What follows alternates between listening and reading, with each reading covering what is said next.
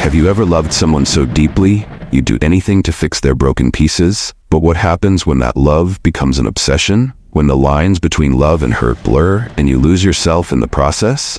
Sarah thought she'd found her soulmate in Alex, a talented musician struggling with addiction. His vulnerability drew her in, and she saw his creativity as a sign of depth. But as time passed, Sarah found herself enabling Alex's destructive habits, sacrificing her own happiness to save him. Can you relate to Sarah's story? Have you ever loved someone who's broken, only to find yourself losing your way? The pain, the guilt, the constant questioning, am I loving them enough? Can I fix them? Today, we'll explore the dark side of loving someone who's broken. From the allure of vulnerability to the harsh realities of codependency, we'll dive into the complex emotions and tough lessons that come with loving someone who's struggling. The allure of brokenness is a powerful force. We're drawn to people who need us, who crave our love and attention. We think that if we can just fix them, make them whole, they'll love us back with the same intensity. But what happens when the brokenness runs deep, when the wounds are old and scarred, and no amount of love can heal them? Do we continue to pour our hearts and souls into someone who may never be able to love us back? For Sarah, the answer was yes. She poured every ounce of herself into Alex, sacrificing her own dreams and desires to support his. She became his rock, his confidant, his caretaker. But as time went on, she began to lose herself in the process. I felt like I was drowning, Sarah says. I was so focused on saving Alex that I forgot how to save myself. As Sarah's world began to shrink, she realized that her love for Alex had become an obsession. She was no longer living for herself, but for the fragile, broken person she loved. I couldn't imagine a life without him, Sarah admits. But I also couldn't imagine continuing to live like that. Something had to change. That's when Sarah discovered the harsh truth.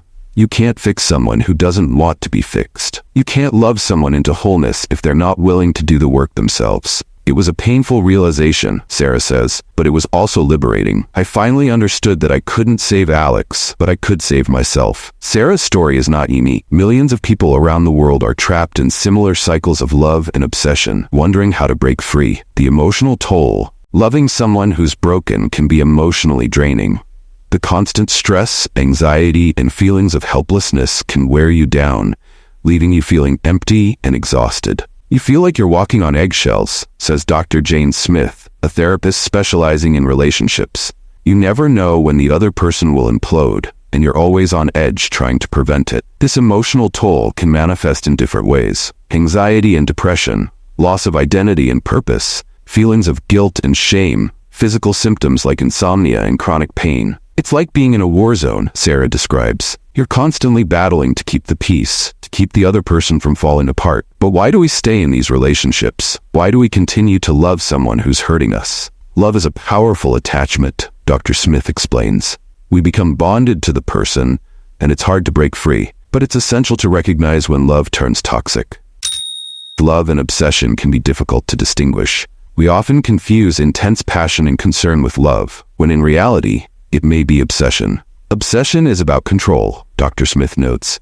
It's about needing the other person to complete you, to make you whole. Signs of toxic love include constant questioning and doubting, needing constant reassurance, feeling possessive or controlling, ignoring boundaries. Sarah realized she had crossed the line from love to obsession when she started checking Alex's phone and emails, showing up at his work unexpectedly, cutting ties with friends and family. I was consumed by him, Sarah admits. I lost myself completely. The consequences of toxic love can be severe. Loss of identity, emotional exhaustion, physical harm, destruction of relationships. It's essential to recognize the signs, Dr. Smith emphasizes, before it's too late. Setting boundaries is crucial in any relationship. It's about establishing clear limits and prioritizing your own needs. Boundaries are not walls, Dr. Smith explains. They're bridges that connect us to ourselves and others in healthy ways. Sarah learned to set boundaries with Alex. She stopped checking his phone and emails. She established alone time and space. She prioritized her own hobbies and interests. It was liberating, Sarah says. I reclaimed my life. Prioritizing self-care. Self-care is essential in toxic relationships. It's about nurturing your physical, emotional, and spiritual well-being. I started taking care of myself, Sarah shares. Exercise, meditation, therapy. It saved me. Self-care strategies include mindfulness practices, creative expression, spending time in nature, seeking support. Self-care is not selfish, Dr. Smith emphasizes. It's essential.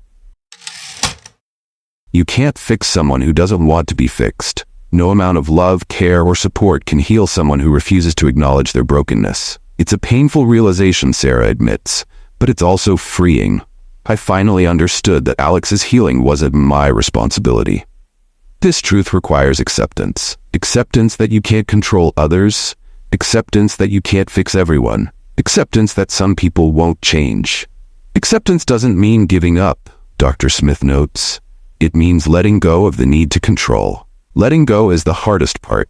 It requires releasing the emotional attachment and surrendering to the reality. I had to let go of the idea that Alex would change, Sarah says. And that was the hardest part. Letting go involves recognizing the relationship's toxicity, accepting the other person's choices, prioritizing your own well-being. It's okay to walk away, Dr. Smith emphasizes. Sometimes it's the only way to heal. Loving someone who's broken can be a painful journey, but it can also be transformative. Through my experience, I learned to love myself, Sarah reflects. And that's the greatest love story of all.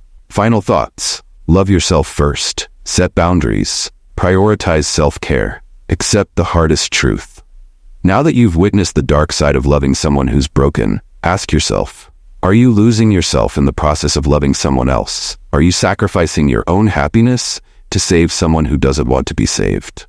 Are you ready to break free from the toxic cycle and reclaim your life? Are you willing to face the hardest truth and let go of the relationship that's hurting you? Take the first step towards healing. Subscribe to our channel for more insightful content. Share your story with us in the comments below. Reach out to a trusted friend, family member, or mental health professional for support.